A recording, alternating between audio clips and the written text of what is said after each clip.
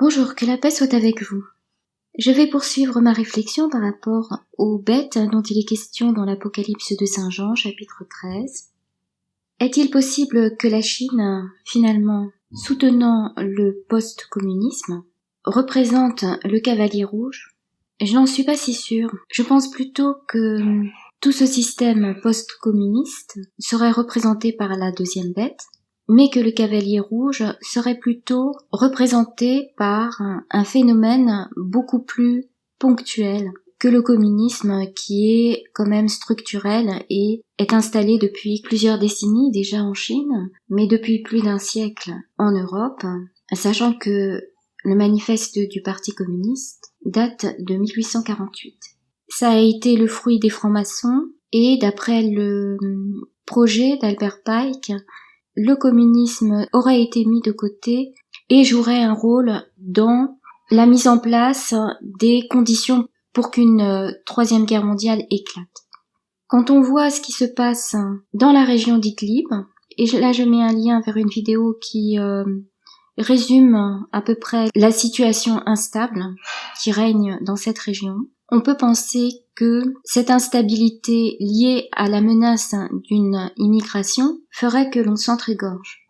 J'ai d'abord pensé que la deuxième bête aurait été un phénomène qui aurait échappé à la première bête, mais en fait non. Finalement, je me dis que ce dérapage est contrôlé et devrait servir à la franc-maçonnerie, et donc, au final, au satanisme.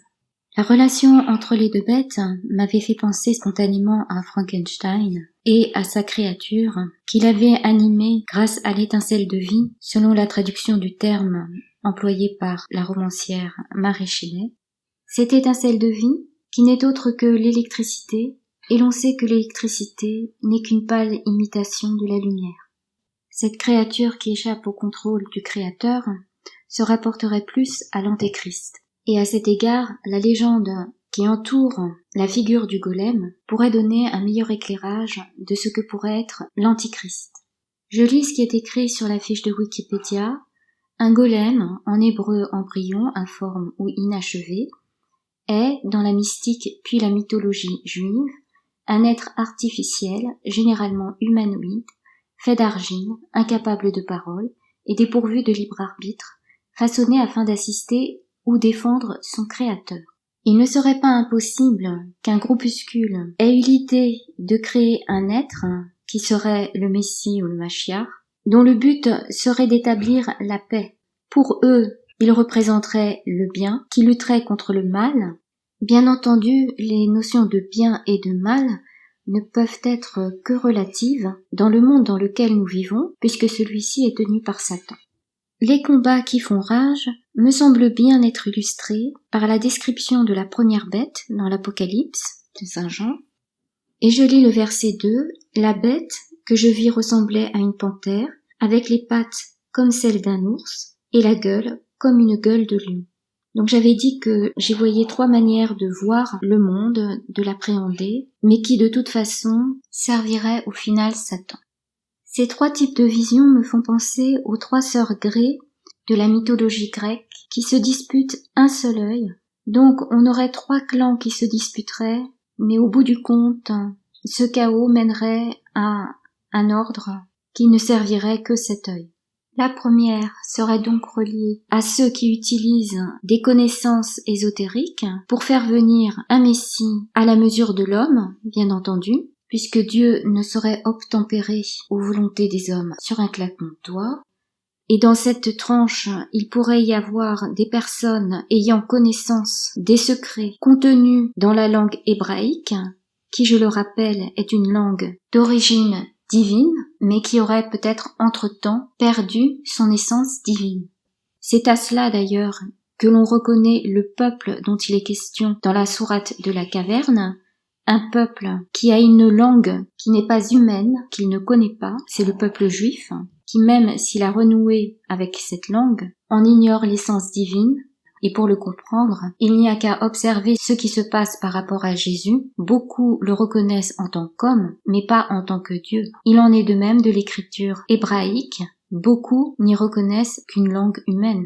On peut dès lors comprendre que l'utilisation de la langue hébraïque tout comme l'utilisation du sang de Jésus-Christ pour créer une sorte de golem serait un sacrilège. Et il ne me semble pas que le langage non humain dont il est question dans la sourate de la caverne fasse référence au langage utilisé par les informaticiens, donc de tous les langages utilisés dans le cadre de l'intelligence artificielle. En revanche, il me semble bien que Gog se référerait à l'Antichrist et Magog, à l'ensemble du réseau qui relierait les êtres humains à l'Antichrist, grâce, bien entendu, à l'intelligence artificielle. Et je poursuis la lecture de ce qui est écrit à propos du golem dans Wikipédia. Déjà mentionné dans la littérature talmudique, il acquiert une popularité considérable dans le folklore juif d'Europe centrale, où il est associé à la figure du Maharal de Prague et aux accusations de meurtre rituel envers les Juifs. Dans l'une des versions les plus populaires de sa légende, reprise par certains contes chrétiens, il naît de la terre glaise après que 4 sages, figurant les 4 éléments, ont pourvu sa matière informe de leurs attributs. Sur son front figure le mot « émet », en hébreu vérité, qui devient, lorsque sa première lettre est effacée, « met », c'est-à-dire mort, faisant retourner l'homme artificiel à la poussière. Faut-il comprendre ce que je viens de lire à la lettre, ou cela indiquerait un indice quant à la manière de rendre inopérante l'intelligence artificielle si elle devait prendre le contrôle de l'homme et amener sa destruction? Il suffirait, pour rendre inopérant tout ce magma relié à l'intelligence artificielle, de retirer une seule lettre, en l'occurrence la lettre Aleph. Mais comme dans sa prononciation, celle-ci pourrait être retranscrite autant par la lettre A que par la lettre E, il faudrait, dans cette logique-là, retirer ces 2 voyelles dans les langues latines. On pourrait se faire une idée de ce que serait l'Antichrist en regardant un extrait du film de l'apprenti sorcier, sorti en 2010, où il est décrit comme une personne ayant reçu une formation ésotérique et qui serait en capacité d'utiliser tout le potentiel de son cerveau. Il s'agirait d'une personne baignée dans l'illusion de combattre le mal par le bien, étant bien entendu qu'il personnifierait le bien, mais en fait il ne pourrait servir que Satan, car ayant le cœur tourné vers les choses de ce monde, il ne pourrait que combattre que pour sa propre gloire. Si tant est qu'il ait un cœur, puisque bien entendu on ne sait pas de quoi il sera fait. Mais a priori il devrait être un homme, comme vous et moi.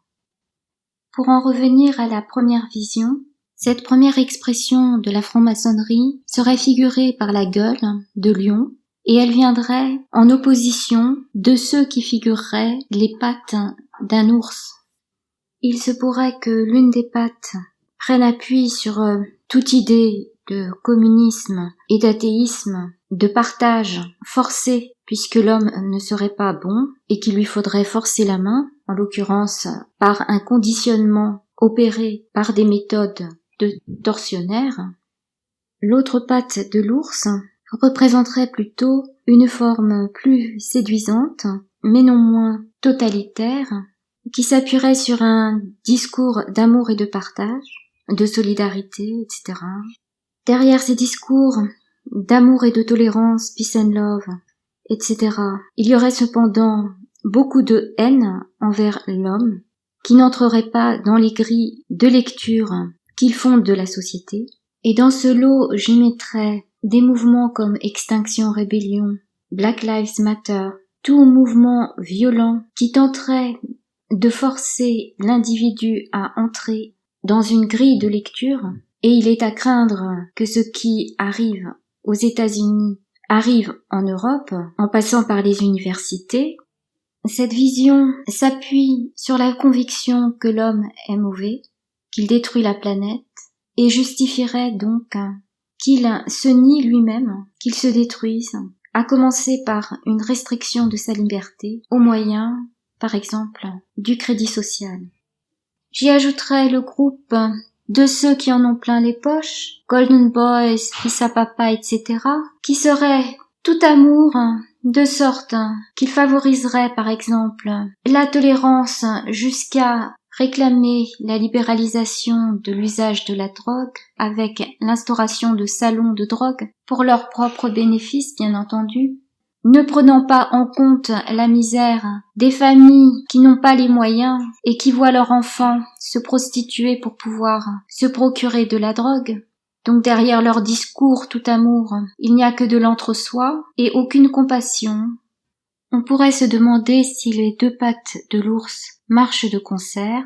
En tout cas, elles ne portent pas ombrage aux GAFA, aux entités qui n'existent et ne prospèrent que par l'aliénation des hommes au travers d'addictions, que ce soit au niveau de la santé qu'au niveau des informations, de bien-être qu'on leur vendrait, selon une norme de pensée, de faire et d'agir qui a été instillée dans nos sociétés, à tout système dont se nourrirait l'intelligence artificielle et qui se développerait au détriment des hommes, qui s'imposerait jusqu'à leur destruction, si ce n'est jusqu'à leur mise en esclavage pour ceux qui subsisteraient. Cette marche, figurée par les pattes de l'ours, se dirigerait vers un système où les liens seraient resserrés entre les hommes par un réseau d'informations, dans la mesure où l'ARN de l'homme transporte de l'information. Cette mise en réseau serait facilitée par l'adjonction de nanoparticules dans son cerveau, dont leur dépôt se ferait probablement au moyen d'écouvillons que l'on ferait pénétrer par voie nasale jusqu'à la barrière hémato-encéphalique du cerveau. Ainsi, les cerveaux constitueraient autant de nœuds du réseau d'information dont le support serait la lumière de chaque individu et qui justement serait capté grâce à cette nanotechnologie et comblerait le maillage encore imparfait du réseau 5G. J'y verrai dans ce réseau qui est en train de se mettre en place la préfiguration de Magog, où intelligence artificielle et êtres humains seraient connectés de telle sorte qu'ils formeraient un maillage déployé sur toute la Terre autour de Gog qui serait en fait l'Antichrist. Et l'on y reconnaîtrait la description faite dans le chapitre 13 de l'Apocalypse de Saint Jean. Et dans ce cas, la deuxième bête ne figurerait pas seulement la Chine communiste, mais tous ceux qui seraient entrés dans ce réseau formé par l'intelligence artificielle qui s'appellerait Magog. Au devant de la scène, nous avons ce qui formerait le corps de la bête, c'est-à-dire la panthère, qui est un ensemble hétéroclite, mais qui au final défend une vision du nouvel ordre mondial, donc d'une synarchie avec vraisemblablement pour capitale Jérusalem. Quand on voit l'ensemble du tableau, on comprend bien les risques de guerre civile qui pourraient mener à une dictature plus féroce encore que celle que nous vivons, qui nous laisse encore une certaine marge de manœuvre, mais apparemment cela ne devrait pas trop durer, puisque d'après ce qu'on peut observer, en faisant l'analogie avec la corrida, nous aborderions une phase où il serait question de poignarder dans le dos ceux qui restent dans l'arène. Donc il faudrait jouer au plus fin. Que la paix soit avec vous.